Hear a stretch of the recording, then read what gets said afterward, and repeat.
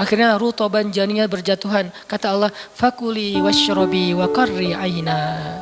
Makanlah Maryam, minumlah Maryam, dan bersenang hatilah kamu dengan semua ini. Sehingga kata Nabi komen setelah baca ayat ini nih. Nabi komen. Komen Nabi apa? Korma dan manusia itu ada hubungan sejarah. Diciptakan dari jenis tanah yang sama. Jadi pohon-pohon lain itu jenis tanahnya beda. Cuman satu yang mirip dengan manusia, jenis tanahnya korma. Sehingga salah satu yang cepat merecovery seorang perempuan yang baru ngelahirin adalah makan rutoban janiyah, korma yang yang muda tapi manis. Jangan dikasih ke bayinya ya, keselak, bahaya. Kasih ke ibunya. Kalau ke bayinya, tamar, korma yang udah tua, terus dikunyah sama bapaknya dengan syarat bapaknya udah gosok gigi. Jangan habis makan bala-bala, cengek, makan kurma, kasih ke bayi. Kasih ke bayi yang tua, kasih ke ibunya yang muda, dan itu cepat merecovery seorang perempuan. Kata Nabi di situ ada obat dari penyakit. Intinya teman-teman, kayak gitu ternyata cara Allah. Ini logika Allah nih. Sehingga ketika kaum muslimin, balik lagi ke surat Al-Anfal, dihadapkan dengan satu pilihan yang mereka nggak pernah ngebayangin dan secara spontan karihun menolak, maka Allah Subhanahu wa Ta'ala menyampaikan kenapa Allah memilih itu. Karena kata Allah, tujuan dalam pencegatan ini bukanlah mengambil harta, tetapi untuk menunjukkan mana yang benar, mana yang batil. Ya sudahlah, daripada menentang Allah, sami'na wa ata'na, ikut. Walaupun sebetulnya hatinya masih karihun, gak rela gitu. Ikutlah pilihan Allah dan Rasul. Mereka pun ganti rute. Dari yang tadi rute mau mencegat Abu Sufyan, sekarang rute kepada Abu Jahal. Mulai ngutus mata-mata Abu Jahal, berapa pasukannya segala macam, bermalam di sebuah tempat di daerah situ. Malamnya Nabi itu gak bisa tidur. Nabi sepanjang malam beristighosah. Jadi istighosah itu teman-teman salah satu di antara sunnah-sunnah Nabi SAW. Apa istighosah artinya? Doa yang sangat lama. Nabi malam itu sama Abu Bakar berdua gak tidur. Yang lain pada tidur kan, besok mau perang nih. Malam ini mereka tidur, besok mau tanding aja disuruh tidur kan ya. Apalagi besok mau perang. Tidur, wajib tidur. Yang belum tidur pokoknya pura-pura tidur. Tidur aja. Kayak kita besok mau akad kan harus tidur ya. Walaupun susah tidurnya.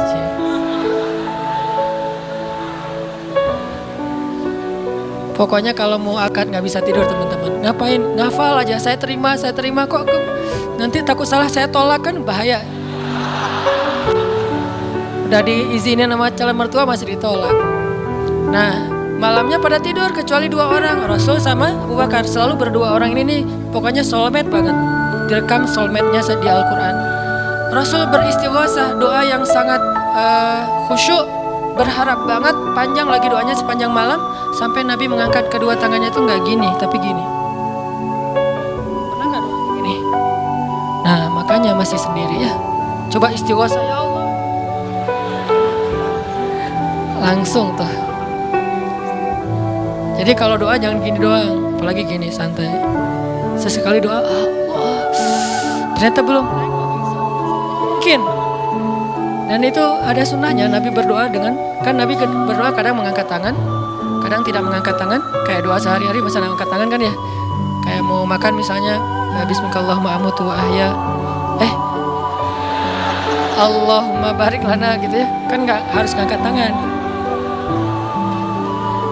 Sariwai ini. Nah, udah kadang Nabi doanya gini, nelunjuk. Bukan perintah Allah, ya Allah kasih lo ya, enggak. Nelunjuk dengan filosofi Arab sama filosofi Indonesia beda. Makanya jangan menerjemahkan teks Arab dengan konteks kita, dengan persepsi kita. Terjemahkan dengan persepsi bahasa sendiri. Apa sih maksudnya? Gitulah. Jadi di Arab tuh kalau gini bukan merintah. Gini tuh artinya cuma engkau yang saya harapin ya Allah gitu maksudnya. Jadi kalau ya Allah itu maksudnya engkau doang yang saya harapin, iya karena budua iya karena selain gitu. Bukan ya Allah pokoknya harus ya bukan.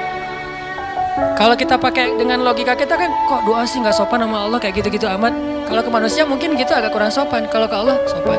Bisa gini, bisa biasa aja, bisa gini. Gini juga ada beberapa level. Ada gini sampai ke paling atas. Biasanya yang paling atas tuh bab jodoh sih.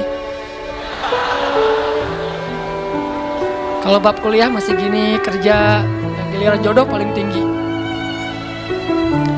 Apalagi kalau udah jodohnya balikan sama mantan, tuh kayaknya naik kursi. Lebih tinggi lagi. Jadi malam itu Nabi beristighosah sampai syal beliau jatuh, nangis, janggut beliau basah dengan air mata, nangis panjang malam, ya Allah, jika besok kami kalah perang, terbunuh semua, mungkin di muka bumi ini nggak akan ada lagi orang yang menyebut la ilaha illallah. Abu Bakar ngambil rida syalnya Rasul, ditaruh lagi, cukup bagimu ya Rasulullah, cukup ya Rasulullah. Allah udah mendengar. Abu Bakar menenangkan Rasul, tapi Rasulullah terus saja gitu. Kayak kita lagi doa, kata teman, udah Allah udah dengar, taruh dulu. Kalau kita mah gitu ya. Nah, tapi jangan dibayangin gitu, Rasulullah pasti khusyuk banget, gak kayak kita. Udah selesai berdoa, pagi-pagi sahabat riuh, innalillah gitu. Kalau kita kan innalillah pasti ada yang meninggal ya. Siapa yang meninggal? Enggak, innalillah itu musibah, enggak harus selalu orang meninggal. Ya Rasulullah maafkan kami. Kenapa? Ternyata sebagian para sahabat malam itu digoda oleh syaitan sehingga semua pada mimpi basah, maaf.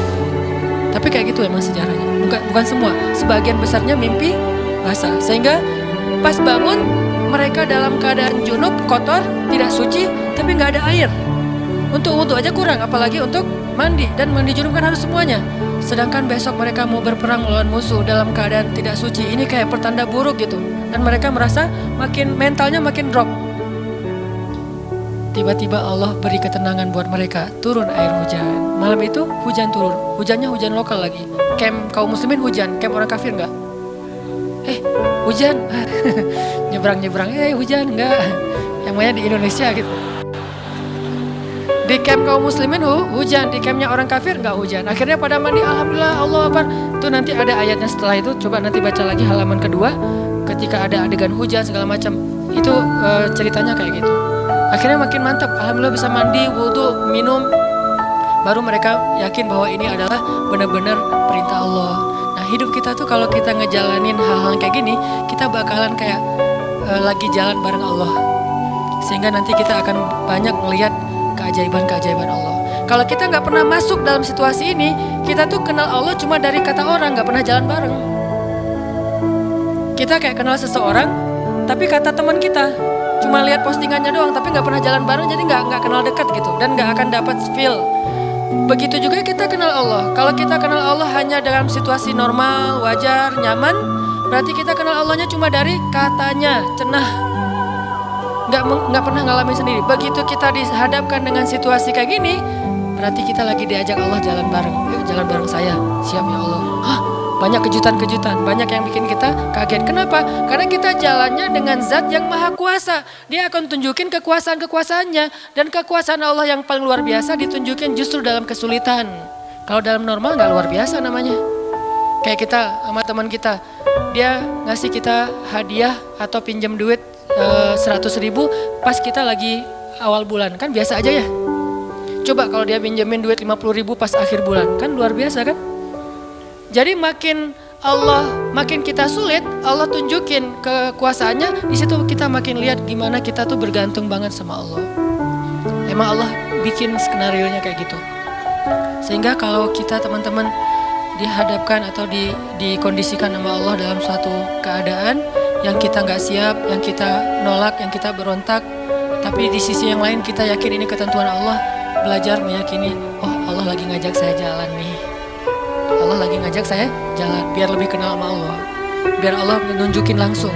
Satu, kedua, niatin juga, oh Allah pengen memperlakukan saya khusus, nggak mau pakai yang lain, berdua aja biar Allah yang menolong saya, karena udah nggak bisa ngarap siapa-siapa. Akhirnya kaum muslimin pun melakukan peperangan Badar, duel dulu nih. Jadi ada kayak tarung dulu, 3 orang dari kaum muslimin, 3 orang dari orang kafir.